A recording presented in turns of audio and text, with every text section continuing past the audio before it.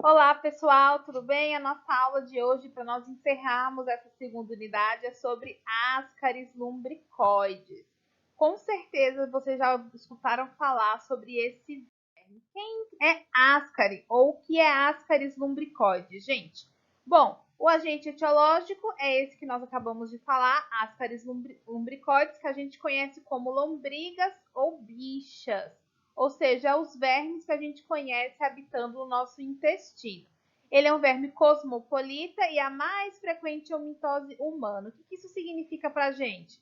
Quando a gente fala que ele é cosmopolita, que ele está presente na maior parte do mundo, dos países, e quando se fala em parasitose humana na parte de helmintos, ascaris ou lombriga é o mais frequente. E a maioria das infecções são leves e benignas, essa é a maioria, só que nós temos as patológicas também, que nós vamos falar mais para frente. Bom, são vermiformes, o corpo do nosso ascaris, que aqui a gente tem uma imagem dele, ele é revestido por uma cutícula, eles são dioicos, significa que nós temos os vermes machos e vermes fêmeas, assim como o verme que nós estudamos na semana passada. Bom, e nessa família dos helmintos, aí nós vamos ter as lombrigas, os nossos ascaris, oxiúrios, enteróbios, bichos geográficos, ancilostomídeo. Nós temos vários parasitas para falar sobre essa família. Quando a gente divide a morfologia deles, aí nós podemos ter os vermes adultos, que é dividido entre machos e fêmeas. Bom, os vermes eles são longos, cilíndricos e com extremidades afiladas. Isso significa o quê? Vamos ver aqui na imagem. Na imagem, no macho aqui, nós temos o que? A cabeça dele maior, onde nós temos todo o esôfago evoluído, ou esôfago de adulto, e aí o final dele, a extremidade é mais afilada. As fêmeas, elas chegam a medir de 30 a 40 centímetros. Os machos são menores, eles têm de 15 a 30 centímetros. A parte posterior da fêmea é retilínea e a dos machos é curvada, espiralada e com espículas na abertura da cloaca.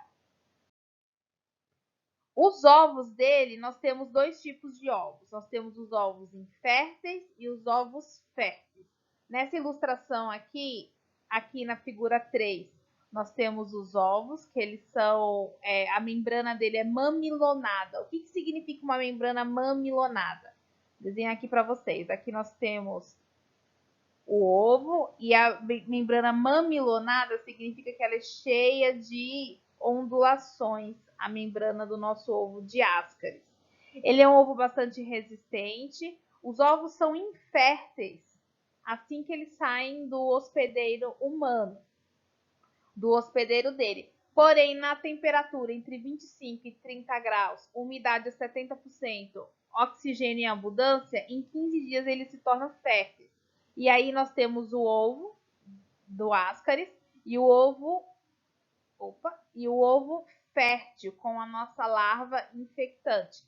E nessa última gravura aqui, gente, nesse último desenho aqui, nós temos o ovo infértil, é um ovo que não vai gerar larva.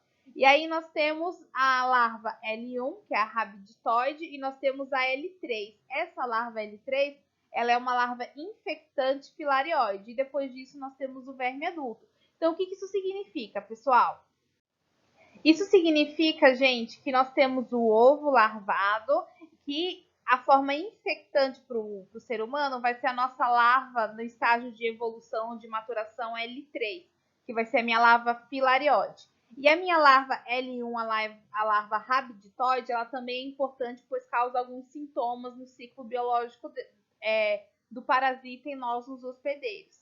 E também o verme adulto, que também causa a maior parte da patogenia também.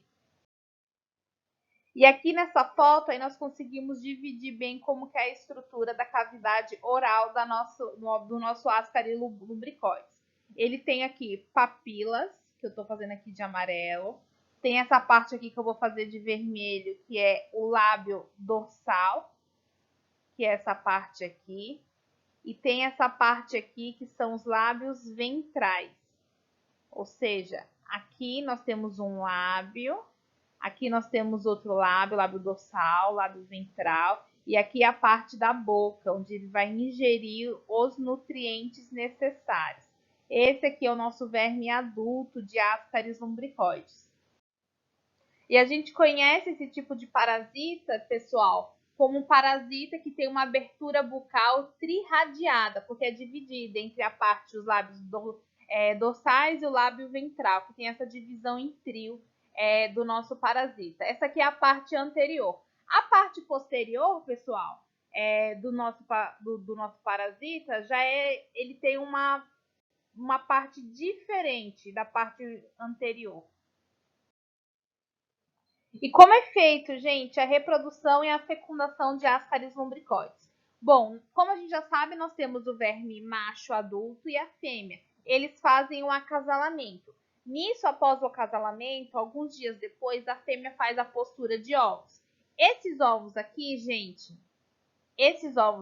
nós temos dois tipos. Nós temos os ovos que ficam nas fezes do hospedeiro, que são ovos férteis, que ele tem a forma oval quase esférica, cor castanho, amarelado. E nós temos os ovos inférteis, que não vão ser viáveis para fecundação, que ele é mais alongado e a casca delgada. Lembrando sempre que é bem clara a visualização, que a membrana dele é mamilonada, parece ondulante a membrana dele. Aí o que acontece? Quando se faz a postura dos ovos, os ovos que são férteis, ao ficar nas fezes e contaminar o solo, quando ele tem pressão de oxigênio adequada, umidade adequada e nutrientes adequados, aí ele é fecundado por essas questões ambientais. Aí nós vamos ter a larva L1, L2 e L3. A minha larva L3, ela é infectante. Aí o que pode acontecer? Quando se ingere alimentos, você pode ingerir alimentos contaminados por larvas ou por ovos. E se tiver na forma infectante L3, aí o ser humano, que é o hospedeiro da nossa Ascaris, aí ele vai ficar contaminado. Lembrando que o nosso ciclo biológico é um ciclo monoxênico. Vou colocar aqui bem grandão para a gente um M. Que a gente vai lembrar que nós só temos o ser humano como hospedeiro definitivo, onde se necessita para cumprir o ciclo biológico. Gente, o que vai acontecer? Nós temos aqui o ciclo biológico, nós temos aqui um ovo de Ascaris embrionado, e esse ovo ele vai contaminar água ou alimentos e vai ser ingerido, vindo pelo aparelho bucal até o trato digestivo. Esse ovo ele vai estar infectado com a nossa larva, com as nossas larvas, ele vai romper no intestino da pessoa. Esses ovos, gente, eles vão vir até o intestino, onde eles vão eclodir e vão liberar a forma da larva, que é a nossa forma larval L3. Essa eclosão vai acontecer por causa de fatores fornecidos pelo próprio corpo do hospedeiro, como concentração de CO2, o pH, agentes redutores, enzimas, temperatura do corpo do hospedeiro, alguns eletrólitos também ali presentes que vão eclodir no intestino do nosso hospedeiro. Depois que eles eclodem, as larvas vão atravessar a parede do intestino e vão chegar até o seco. No seco, gente, ele vai penetrar a circulação por meio dos vasos linfáticos e vão chegar no fígado. O coração vai ser atingido depois de 3 a 4, 5 dias depois que chegar no fígado. E aí a larva vai vir para os pulmões, onde vai fazer um ciclo que a gente conhece como ciclo de Loss. Depois que elas estão nos pulmões, elas sofrem mudanças após 8 dias de infecção, migrando para a forma larval L4, que vão romper os capilares do pulmão, permanecendo nos alvéolos por alguns dias e vão migrar para a forma larval L5. Depois eles vão para os bronquíolos e vão para as traqueias, vindo aqui nessa parte vermelha aqui, vindo para a traqueia, chegando à faringe, e aí vão dar o reflexo de tosse, que no tossir elas vão ser deglutidas novamente para o intestino do nosso hospedeiro. Quando elas forem, claro que algumas vão ser expelidas e outras deglutidas. Quando algumas forem deglutidas, elas vão parar para o esôfago e o estômago e vão se fixar aqui, gente, no intestino delgado, onde vai sofrer uma outra mudança, que aqui no meu intestino delgado é que vai ter a diferenciação para os vermes adultos, tanto macho quanto fêmea. E isso vai se dar mais ou menos de 20 a 30 dias depois. E depois de 60 dias, quando eles forem adultos sexuais, eles vão fazer o quê? Eles vão fazer acasalamento e a fêmea vai fazer a postura dos ovos. Fazendo a postura dos ovos, os ovos vão ser levados para o nosso intestino grosso, onde eles vão ser defecados, contaminando assim as fezes. As fezes no ambiente, nós vamos ter os ovos inférteis, que vão se transformar ou não em ovos férteis. Ao se transformar em ovo fértil, com a presença de temperatura, pressão de oxigênio, tudo, eles vão ficar férteis, dando origem à nossa larva L3, que é infectante, e aí o ciclo começa novamente. E aqui eu deixei o ciclo, gente, biológico, caso vocês queiram dar um pause na tela para poder fazer a anotação de forma bem resumida. No livro de vocês ele vai dar mais explicado detalhadamente. Bom, o habitat e o comportamento do nosso parasita. Bom, os nossos vermes adultos vão viver no intestino, 90% nas alças do jejum e o restante no íleo. O Ascaris vão manter sempre atividade contínua, movendo-se contra a corrente peristáltica. O que acontece? O nosso intestino ele tem uma corrente peristáltica, que são os movimentos peristáticos, que fazem com que o nosso intestino tenha a função correta dele. Então, tem sempre um fluxo para ter o quê? Trânsito de alimento e trânsito de bolo fecal. Os vermes adultos, eles vão ter atividade sempre, porque eles têm que evitar serem defecados. Então, eles ficam em atividade, em locomoção o tempo todo. Nós temos também o que, gente, de interessante aqui do nosso ácido? Migração mais extensas podem ocorrer nas crianças fortemente parasitadas, sendo não raras a eliminação de vermes pela boca ou pelas narinas, que a gente chama de infecção ectópica. Nós vamos falar mais para frente. Então, quando a criança, que as larvas, que os vermes adultos, eles correm contra a corrente peristáltica do nosso intestino. Então, quando a criança ela é muito parasitada, os vermes começam a sair pelos orifícios, tanto da boca como do nariz. Na alimentação, os materiais semidigeridos possuem enzimas que digerem as proteínas, carboidratos e lipídios, dando a alimentação e a fonte de nutriente que o nosso verme ele precisa. Bom, a patologia e a sintomatologia. A ação patogênica ocorre em duas etapas. Então, nós temos sinais e sintomas quando o paciente tem em duas formas. Primeiro, durante a migração das larvas e depois, quando eles são vermes adultos. Quando nós temos a migração larval, que nós temos a L3 no intestino, que ele ultrapassa a barreira do seco, vai para a linfa, para a corrente sanguínea, aí chega no fígado, no pulmão, todo esse estágio, porque ela vai mudando e crescendo, ela vai de L3, L4, L5. Todo esse estágio que ela vai crescendo, ela cria inflamações nos tecidos que ela fica crescendo. Então, nós podemos ter a apresentação de inflamação hepática e inflamação pulmonar, onde nós temos lá no nosso ciclo de Loffe, que passa os vermes que eles mudam de estágio entre L4 e L5 no pulmão, até eles irem para a traqueia e serem deglutidos, dando o movimento de tosse, o sinal de tosse, reflexo para ser mais preciso, e serem deglutidas novamente para o estômago. Nessa etapa no ciclo de Loffe, ele causa lesão nos bronquíolos e nos alvéolos. Então nós podemos pegar pacientes com tosse, com sangue, já que nós temos esse tipo de lesão, e também inflamação não só pulmonar, como também cardíaca. Então, nessa parte aqui de migração das larvas, nós temos sintomas claros desse tipo de infecção. E quando o verme adulto estão no nosso jejum, no nosso íleo, no nosso intestino delgado, aí nós também temos a parte patogênica intestinal da nossa infecção por Ascaris. Bom, vamos falar novamente agora de forma mais tranquila da fase de invasão larvária. Quando nós temos uma infecção maciça, vou colocar aqui de verde, quando nós temos uma infecção maciça, o que acontece? Nós temos migração das larvas através do parênquima hepática, que pode causar focos hemorrágicos e necrose, reação inflamatória e hepatomegalia, a depender do caso. Lembrando que isso é quando nós temos uma infecção maciça. Nos pulmões, nós podemos causar tanto respirações respiratórias que podem ocorrer principalmente nas crianças: febre, tosse e eosinofilia elevada, e discretamente sinais de bronquites e lesões pulmonares, a depender também da carga do parasita. A gravidade depende do número de larvas e também das migrações das larvas. Aí nós temos também formas sintomáticas ou assintomáticas.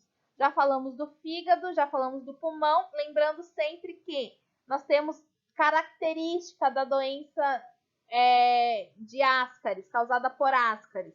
Síndrome de Leffler, que vai ser febre, tosse, eosinofilia elevada persistente, bronquite, pneumonia, estertores disseminados. Ou seja, chega o paciente, principalmente criança, que são os índices mais altos de infecção por Ascaris que nós temos, apresentando febre, tosse, faz o hemograma, nós temos uma eosinofilia muito grande, sintomas de bronquite, pneumonia, aí a gente pode investigar que a criança está larvada com Ascaris. E o exame radiológico do pulmão, ele vai mostrar manchas isoladas ou confluentes, algumas manchas que a gente chama de confluentes, que são manchas um pouco definidas, mas que estão ali presentes. Nos vermes adultos, nós também temos ação patogênica, só que aí depende da carga parasitária. Pode ser uma carga baixa, uma carga média e uma carga alta. A carga alta é quando nós temos maiores que 100 vermes presentes no intestino.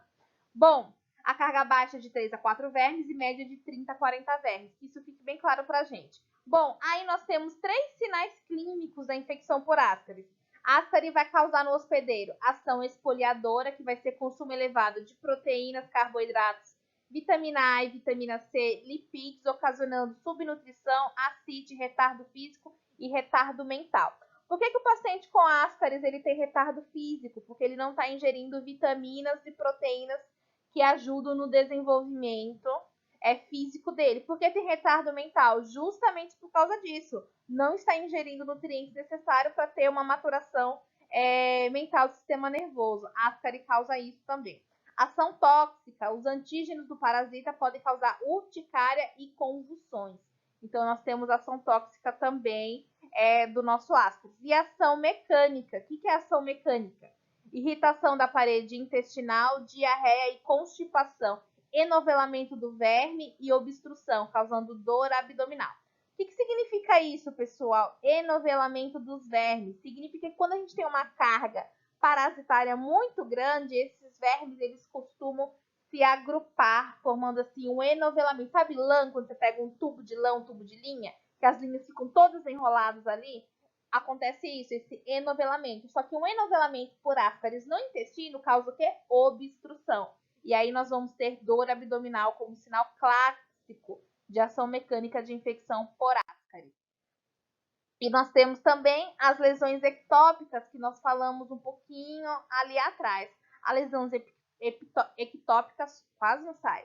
É causada pelo apêndice secal das vias biliares e pancreáticas, traqueia, brônquios, seios da face, ouvido médio, boca e narinas. Ou seja, a carga parasitária é tão grande que, como a gente vê aqui na foto, os vermes eles tendem a sair pelos orifícios. Eles vão subir a parede peristática contra a corrente peristática do nosso intestino e entrar onde tiver orifício para poder sair. Isso se dá sempre, gente, não vamos esquecer, quando se trata de infecções maciças, que vão eliminar os vermes pela boca ou pelo nariz. Vermes irritados, quando a gente tem bastante carga de verme no intestino, porém eles são irritados por drogas ou alimentos, aí eles vão querer sair de qualquer jeito. E os vermes adultos também são encontrados no ouvido médio, produzindo otite e também nas vias aéreas pulmonares. E também existem mortes nesse estágio por asfixia e obstrução traqueal pela carga parasitária, os vermes tentando sair pela cavidade oral. Quando a gente tem, pessoal, uma carga parasitária muito grande, olha só a quantidade de verme que é evacuada do ânus do paciente. A pessoa realmente defeca os vermes adultos de Ascaris. E aqui nós temos o quê? Um pedaço do intestino, nós vemos aqui até um pouco de fezes, um pouco de sangue, totalmente obstruído. Isso aqui, gente, é o que a gente chama de enovelamento por ascaris, que causa obstrução. Aí é necessário vir cirurgicamente para poder retirar esses vermes do intestino, para o paciente poder recuperar o estilo de vida dele. A infecção intestinal dos vermes adultos. Os parasitas podem permanecer no intestino sem molestar o indivíduo, que é a nossa forma sintomática, e podem ser descobertos ocasionalmente, sendo eliminados por fezes ou vindo no exame no parasitológico de fezes. O parasitológico de fezes, a gente vai falar disso no diagnóstico, mas ele é o exame que comprova pra gente que o paciente tem ascaris, porque tem presença tanto de vermes como de ovos nas fezes. Aí vem o resultado no laudo bonitinho. Quais são as manifestações mais frequentes? Vou colocar aqui na luzinha, ó. Desconforto abdominal, são as cólicas, má digestão, náusea, perda de apetite, inapetência, emagrecimento, sensação de coceira no nariz, irritabilidade quando a larva no pulmão. Ação irritativa na parede intestinal ou acúmulo de novelos do vermes conduz algumas vezes à obstrução intestinal e peritonite, que é o que a gente já comentou mais tarde. O diagnóstico parasitológico de fezes com a presença dos ovos. Ovos ovais, amarronzeados, com membrana mamilonada, aí nós temos certeza que se trata de um ovos de ascaris. O tratamento pode ser feito com albendazol, mebendazol, de acordo com a prescrição do médico. A comprovação de cura, nós vamos fazer exames de fezes a cada 7, 14, 28 dias. E os medicamentos não são eficazes no caso dos helmintos localizados extraintestinais. Olha só que interessante.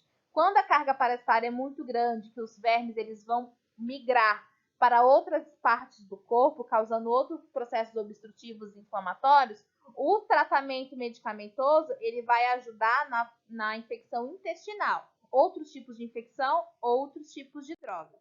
E a profilaxia, o controle para se evitar, é sempre, gente, lembrando, educação em saúde, construção de rede de esgoto com tratamento de fossas sépticas, tratar toda a população. Então, por exemplo, nós temos um bairro com surto de ascaris. Aí vão se tratar toda a população com drogas homicidas, pelo menos durante 3 anos consecutivos. E sempre proteção de alimentos contra insetos ou contra poeira. Usar, às vezes, aqueles mosquiteirinhos de comida em algumas regiões, proteger bem, porque a poeira, os ovos, eles são muito voláteis. A poeira, o vento leva esses ovos. Pode ser que você não vá ingerir um alimento contaminado, você procurar, ou você não tem hábitos muito fortes de saúde, mas o vento pode fazer com que os ovos que são voláteis sejam levados para dentro de casa. Então, cuidar bem do alimento e da água que a gente ingere. E essa é a nossa aula, gente, uma aula bem tranquila, bem gostosa para a gente encerrar a segunda unidade. E na terceira unidade a gente vai finalizar com outros parasitas helmintos de interesse médico para a gente. Um abraço para vocês, galera!